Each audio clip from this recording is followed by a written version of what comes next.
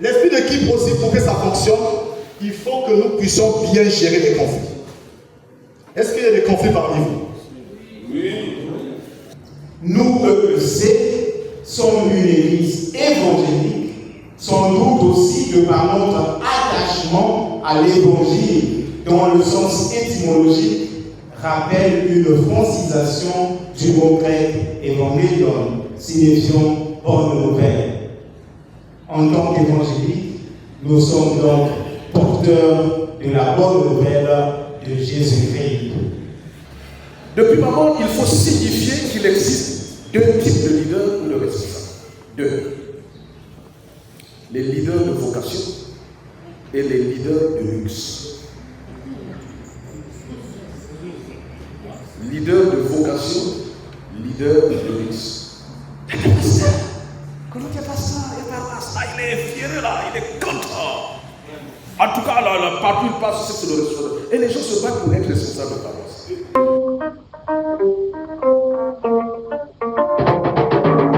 Le thème porté sur l'animation et la gestion d'une structure ecclésiale.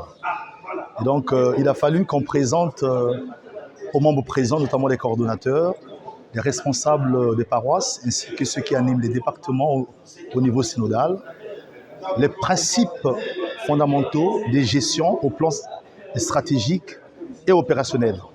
Au plan stratégique, nous avons voulu juste parler de la question des règles de préparation, des règles de planification, des règles d'organisation, des règles de direction. Voilà, des règles qui ont pour but de poser le cadre stratégique de ce qui sera mis en œuvre pendant l'animation qui, à mon humble avis, constitue le volet opérationnel. Et donc, cette question nous a mené à d'abord présenter les règles d'ordre général qui sont applicables à tout le système de management et ensuite terminer par des règles spécifiques au management qui est mis en œuvre au sein de l'Église. En effet, il m'a été demandé de faire une présentation des principes généraux de l'Église évangélique du Congo.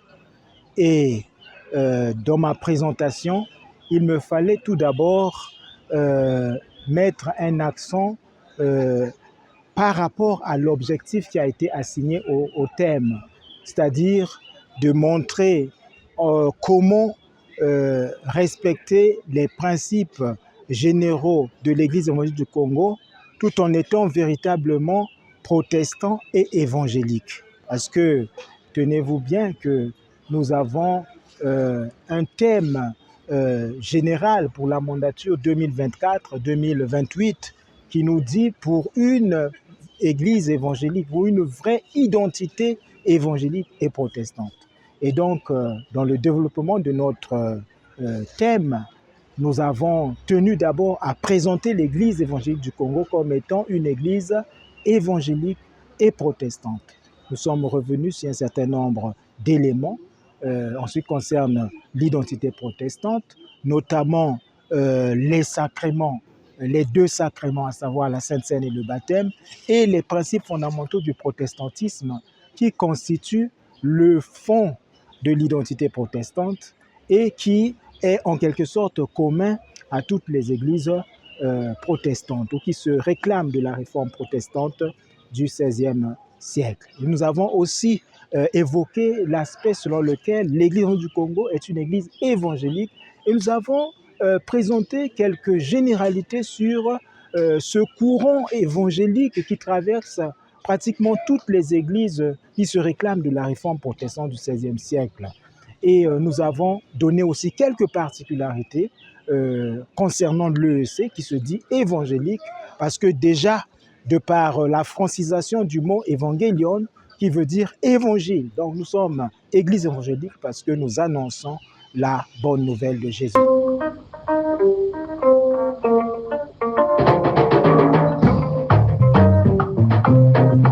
Bon, il faut dire d'abord que ce séminaire est le bienvenu parce qu'il est un séminaire qui permet aujourd'hui aux coordonnateurs, aux responsables des champs d'évangélisation et responsables de paroisse de recevoir la quintessence de l'enseignement indispensable pour la bonne gestion de l'Église évangélique du Congo aujourd'hui, qui fait face à plusieurs défis et naturellement, pour un bureau consistorial, un bureau synodal qui commence une mandature, il est question de donner de la matière pour que les responsables des paroisses, des consistoires et des champs d'évangélisation aient de la substance nécessaire pour pouvoir manager l'Église qui leur est confiée pour une mandature de 4 ans. Donc je pense que l'organisation d'un tel séminaire est véritablement la bienvenue. Bon, il faut d'abord dire que l'Église est naturellement polysémique parce qu'elle est constituée de personnes venant de différents horizons et avec l'ouverture de l'Église vers des formations extra-Mantimu et Ngwedi, naturellement, il y aura plusieurs acceptions. C'est ça le problème.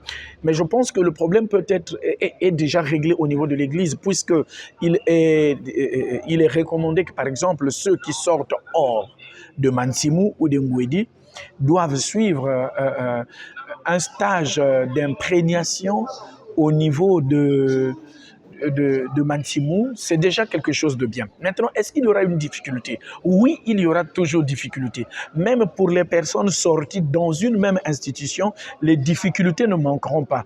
Mais en tant que coordonnateur, les difficultés sont là, mais nous sommes là. Naturellement, la formation, c'est pour nous donner les capacités intellectuelles, organisationnelles, et pourquoi pas spirituel, pour pouvoir gérer toutes ces différences afin de ramener l'Église à ce qui est subséquent selon la doctrine de l'Église évangélique du Congo. Je prendrai un exemple. Acclamer la parole à la fin du message, c'est une situation. Mais nous avons des moyens aujourd'hui qui peuvent nous permettre de fédérer entre le pentecôtisme, entre le fédéralisme, mais en tout cas, nous serons là, grâce à l'aide de Dieu et des enseignements que nous recevons. Nous allons véritablement rendre ministère selon la vision de l'Église, parce que c'est ça le plus important. Le plus important, c'est de soutenir la vision de l'Église évangélique du Congo qui a une mission et qui a une vision. C'est la vision de l'Église qui est à privilégier, nonobstant les quelques différences que nous pourrons avoir, par exemple, prier ensemble ou prière d'une même personne et les autres vont prier dans le cœur. Ce sont des réalités que nous avons déjà rencontrées, que nous rencontrerons toujours. Donc nous sommes appelés naturellement à fédérer les choses pour pouvoir amener à l'Église une vision qui est propre à l'Église évangélique du Congo. Merci.